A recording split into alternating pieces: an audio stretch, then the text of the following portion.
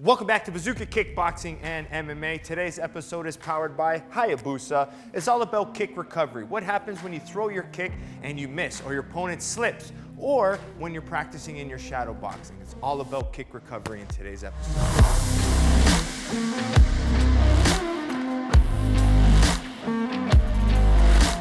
All right, today we're talking about kick recovery.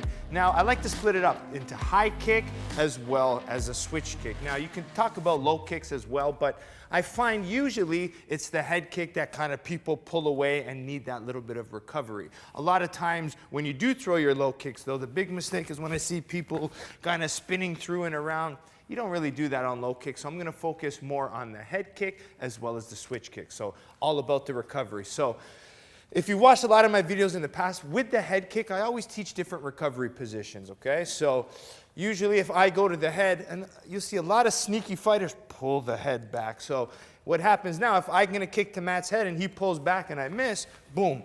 A lot of times we have the habit of spinning through. I never wanna expose my back to my opponent. So that is the first thing we have to be careful of, not spinning through all the way. So some of the first ways that I would kind of switch it up would be using the snap kick, okay? The snap kick takes a little bit more hip control. It's more taught in Taekwondo in the karate days, but still something we can add here in kickboxing and MMA. So again, I don't want to spin through. I don't want to leave my back. I could spin really quickly, though. I'm going to say I can go quick here, quickly come back and find my recovery position, but a good grappler can grab you quickly, grab the leg, so we want to avoid that. So option one is the snap kick. So again, here, if Matt pulls, I can still come back and control my kick. If I'm wanting to really lay the power, I have to make sure he's there. Then I might use my hands, find the connection, and then throw it, okay? So snap kick would be my first alternative. The second one I can do is what I'll do is I'll call a cut down here, and I'll pull my quickly down. You notice, if Matt doesn't pull enough, I can still cut down here, right? Boom. So he has to get out. But right away, as my foot comes down, I pull back right away quickly and I recover as fast as possible, okay? So those would be my main two alternatives. So even when you're shadow boxing, okay, and you notice you're kicking and you spin through, don't always kick that way. Practice the snap kick and then practice maybe cutting down and pulling back, okay? Now, that's the head kick, right? That's the head kick first. And we're just talking about how to move and recover to get back to your stance. Now, the switch kick, okay, what a lot of people would do here is they might switch and miss and then fall in this back position. Again, we don't want to be there. So one of the key things for this one is using the snap, but also at the same time keeping my lead shoulder in front. So when I do and say it moves, see, I can keep my shoulder here. So if Matt does punch or counter, I can stay defensive and I back out. So the two questions I always get with the switch kick is, how do I recover properly? Now, two ways. If I'm more comfortable in the mid-range, I'm going to bring my switch foot down right away in front of my opponent. So I can switch kick here, foot down, exit out, okay? That's one way. If they go a little bit, you know, maybe I even hit them or the connection there, I can switch back to my southpaw here. Boom, switch, switch. Gives me two options. One gives me more distance. The second one is a little bit slower and more calculated. So whether I kind of boom, step down in here, or if I boom, miss, come back here, you can see how it gets more distance versus staying a little bit more defensive in mid-range. Now, that's the first way to kind of recover from the missed kick, right, or the slipped kick.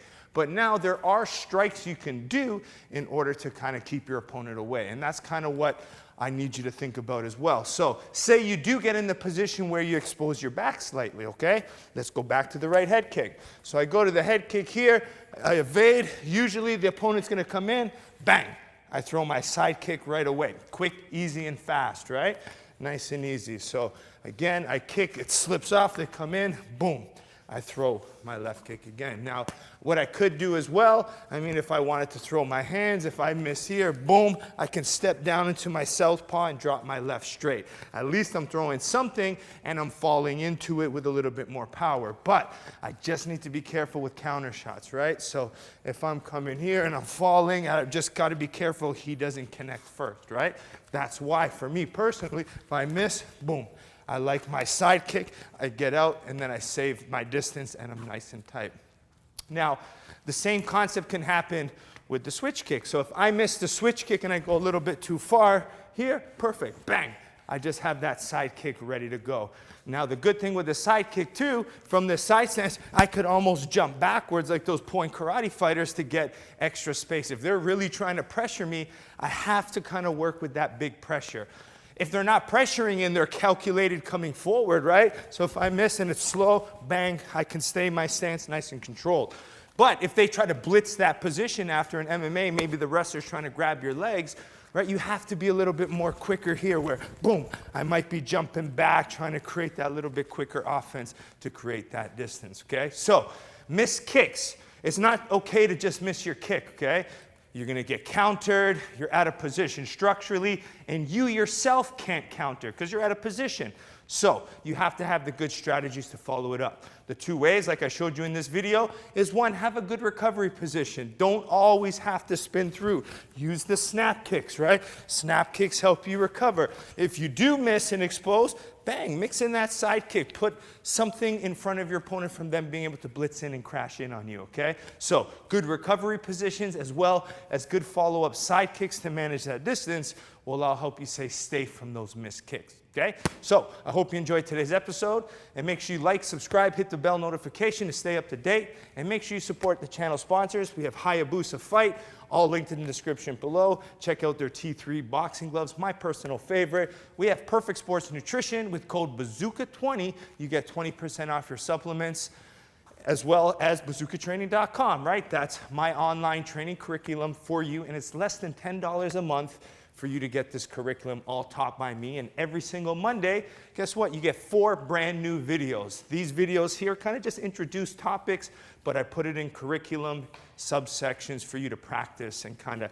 navigate your own learning, okay? So that's bazookatraining.com, 4 videos every single Monday. Bag workouts, if you have a bag just creating dust at home, I'm gonna give you a full kickboxing and MMA curriculum on it. Home drills if you have no equipment, sparring drills, as well as tutorials for you to learn every Monday. Plus now, the channel keeps growing. We have over 200 archive videos for you to learn on. Start from the beginning and progress into hopefully a world champion yourself, all right?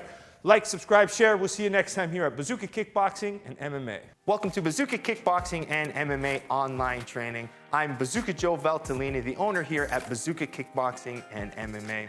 Over the past year, I've designed and created a website to teach Bazooka curriculum at home and across the world. The purpose of this website is for you to, 1, hit your fitness and health goals, all while learning world-class martial arts instruction from me. The beautiful thing about this website, it's geared for all levels. So if you're learning martial arts for the first time as a beginner, we help you progress into the bigger stages. And if you're a pro fighter, guess what? We have different fight concepts for you to improve your tool set and your skills in the ring or cage. As the fastest rising kickboxing world champion and a lifelong martial artist with over 30 years of experience, I've been able to combine my passion for martial arts and teaching to create this website. This website's gonna give you some of the tricks, secrets, and inside look at some of the training I use to win my world title. Once you subscribe to this site, you're gonna be getting weekly training videos and tutorials that you can do from anywhere.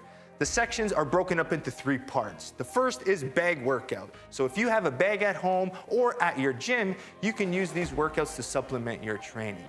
The second is at-home workouts. A lot of us don't have the room for a bag or a bag in general, so these workouts are for no equipment needed and you can do them anywhere.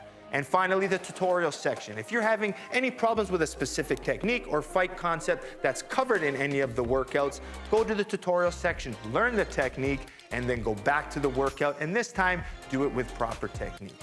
One of the added benefits once you subscribe is the forums section, where you can get a more personalized experience where you can ask questions and I'll be able to go in there and answer them.